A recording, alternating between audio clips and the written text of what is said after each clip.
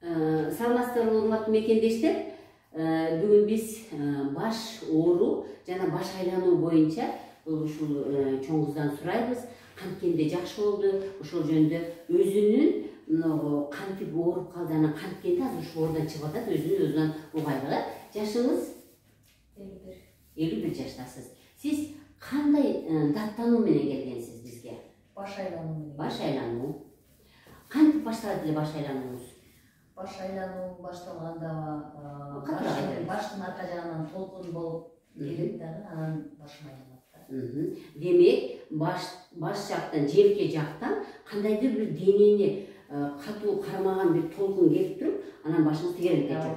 Башыңыз тегеренгени канча секундага, минутага болчу эле?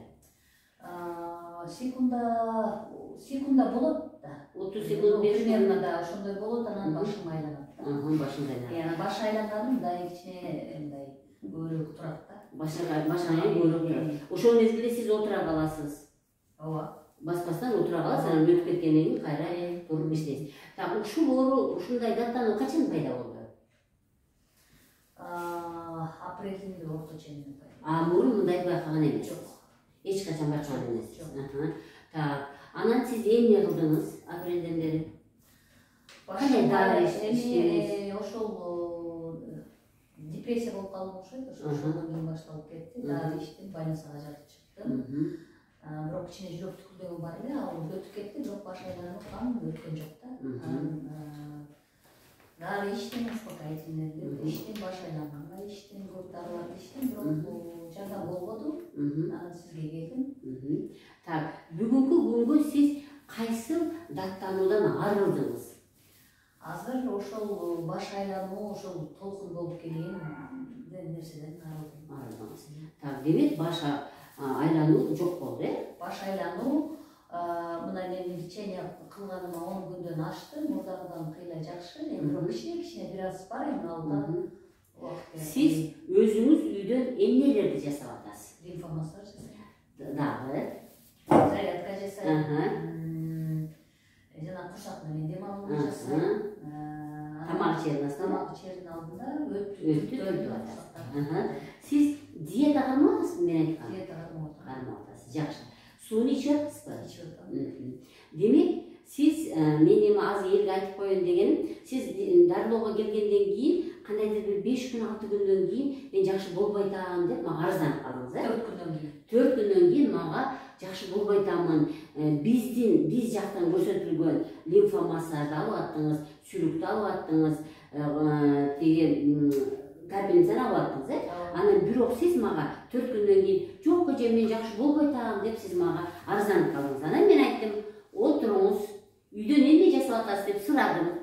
Сурасам үйдөн эчтеке жасаган жокмун деп айттыңыз, чынбы? Анан мен катуу приказ бердим. Жок, мына азыр өзү айткан нерсени өттү түртүү, курсак менен дем алуу, курсакты басуу жана лимфа массажды жасайсың деп мен сизге приказ бердим. Жасадыңыз, 2 күн 3 күндө кадимкидей сиз натыйжасын көрдүңүз, кадимкидей мына азыркы жакшы болдум деген абалга ушул үйдөн жасагандан кийин келдиңиз, Демек, урматтуу мекендештер, мен эмне үчүн бул эжекебизди сурандым, ушундай элге айтып коюңузчу деп сурандым. Себеби деген биз жакта көрсөткөн көнүгүүнү эле жасап эле болду, мен башка эчтеке кылбайм, силердикин алып атам го деген нерсе эң туура эмес. Чынбы?